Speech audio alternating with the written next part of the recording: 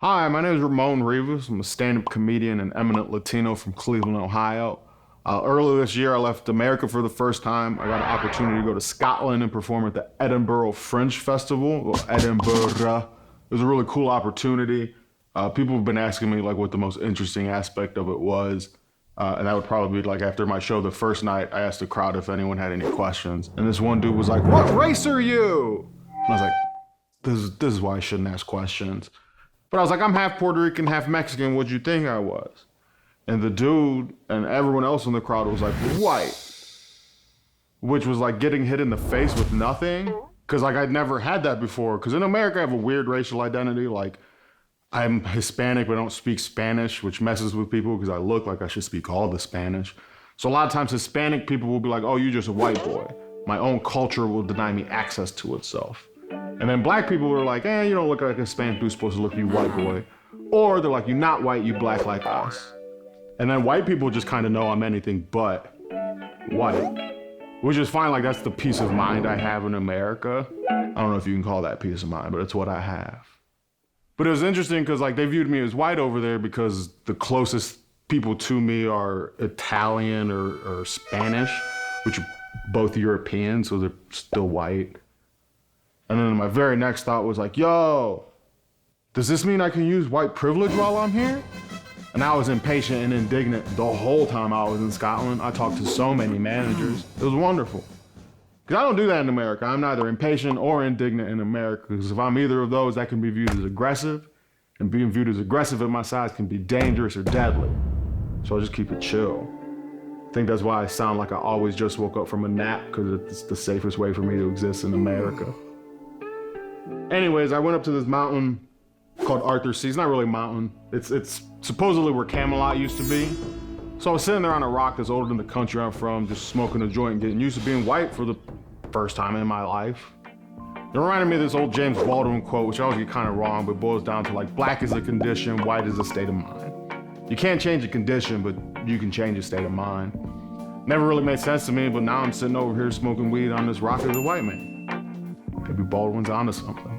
So it was like for a show, I ran down a mountain. No, I wasn't really running, I was just stepping harder. And I got into town, I started asking people for directions, and no one could give me directions, but they were at least like talking to me, which was nice. It's a big difference from America, where like I usually don't try to talk to people because they like get scared, but like I noticed their body language when we just pass in the street is like slowly turns away from me.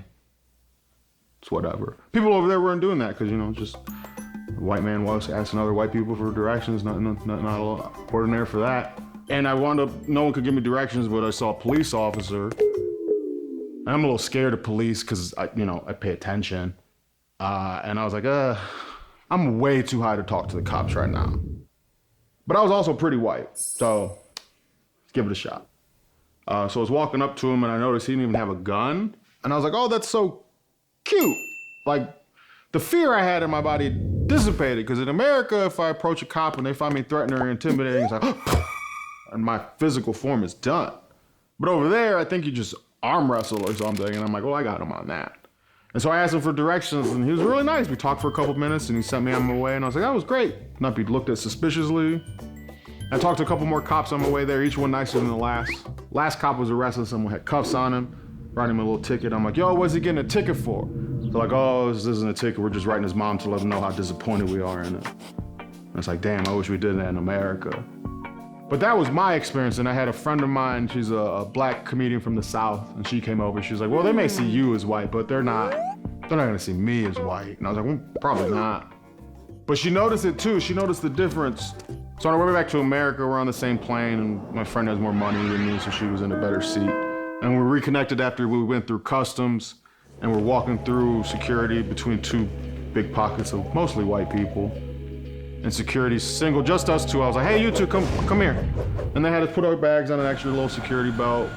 And, it was just, I don't know, it was weird to immediately walk back into the system, seeing us as suspicious and having to do extra measures. But, they were brown TSA agents, so that made me feel even weirder.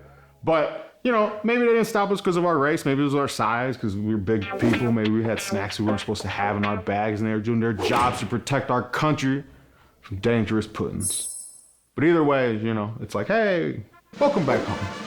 I feel back to myself.